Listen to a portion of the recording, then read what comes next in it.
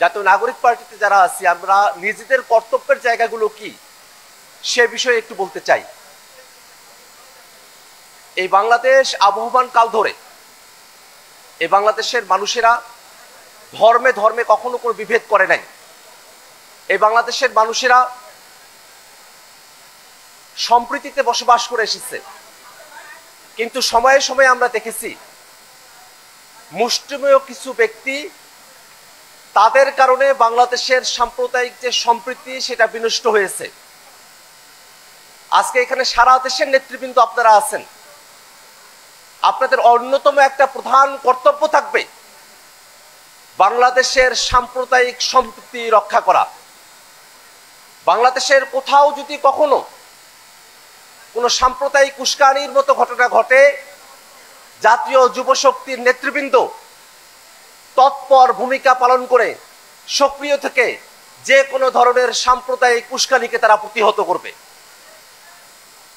এ কথা যেমন বাংলাদেশের জন্য প্রযোজ্য, ঠিক একই কথাটা গোটা বিশ্বের কাছে আমাদের মেসেজ পৌঁছে দিতে হবে। আমি আপনাদের আজকের এই অ্যারেঞ্জমেন্টে অনেক আপ্লুত। বিশেষত আমি যখন সামনে দেখি এই বিশ্বের বুকে সব থেকে নির্যাতিত মজলুমদের দেশ, আমাদের ভাইদের দেশ, স্বাধীন ফিলিস্তিনের পতাকা যখন আপনারা উড়িয়েছেন, তখন এই অনুভূতি যে ফিলিস্তিনে আমরা যেমন স্বাধীনতা চাই, তেমনি ভাবে এই বাংলাদেশে আমরা সম্প্রীতি চাই, গোটা বিশ্বের বুকে আমরা সম্প্রীতি চাই, সেই বার্তা আমরা দিতে চাই।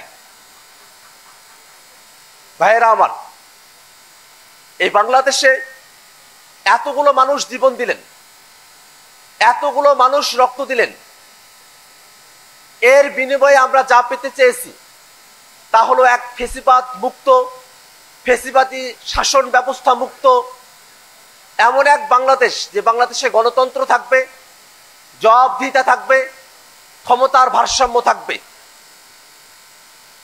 জাতীয় ঐকমত্য কমিশনে আমরা রাজনৈতিক দলগুলো বাংলাদেশের রাষ্ট্রীয় কাঠামোতে সংস্কার সাধনের জন্য অনেকগুলো বিষয়ে আমরা একমত হয়েছি। জাতীয় ঐকমত্য কমিশন অনেকগুলো সিদ্ধান্ত গ্রহণ করেছে, কিন্তু সেই সিদ্ধান্তগুলোকে বাস্তবায়ন করা হবে কিনা সেই নিয়ে সংশয় তৈরি হয়েছে। আমাদের এত মানুষের জীবনের ভিতর দিয়ে যে সংস্কার প্রস্তাবনাগুলো গৃহীত হলো, সেই সংস্কার প্রস্তাবনাগুলো যদি বাস্তবায়ন না হয়, আমাদের 24-এর অভ্যুত্থানের শহীদদের শাহাদাত আর 1 বছরের প্রচেষ্টা, দীর্ঘদিনের প্রতীক্ষা, সব কিছু ম্লান হয়ে যাবে। অতএব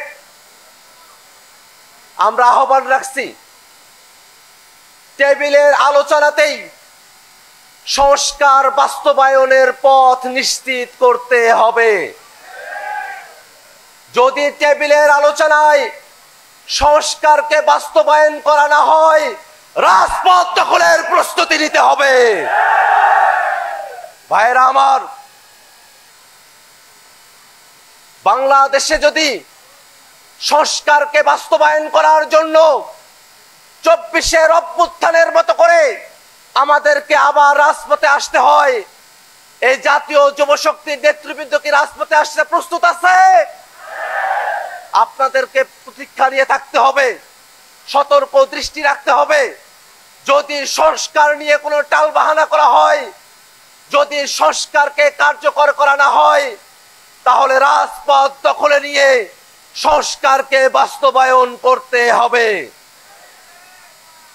আমরা বারবার একটা কথা বলেছি, শুধুমাত্র জেন্টলম্যান এগ্রিমেন্ট দিয়ে সংস্কারকে কার্যকর করা সম্ভব নয়। জুলাই সনদকে আইনি ভিত্তি দিতে হবে। এলএফও করে প্রেসিডেন্টের অর্ডিন্যান্স দিয়ে যে পন্থায় সম্ভব, সেই পন্থাতেই জুলাই সনদের কার্যকারিতা নিশ্চিত করে জুলাই সনদের ভিত্তিতেই সামনে নির্বাচন আয়োজন করতে হবে। নির্বাচনের সময়সীমা নিয়ে আমাদের আপত্তি নাই, কিন্তু সংস্কার এবং বিচারকে পাশ কাটিয়ে নির্বাচন হলে সেই নির্বাচন বাংলাদেশের মানুষের কাছে গ্রহণযোগ্য হবে না। অতএব বন্ধুগণ, আমরা বক্তব্য বাড়াবো না।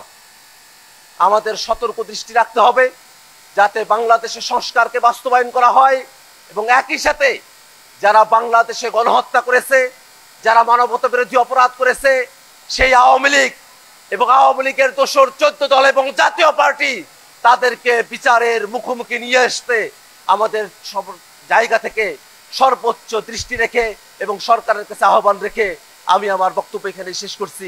ইনকিলাব জিন্দাবাদ।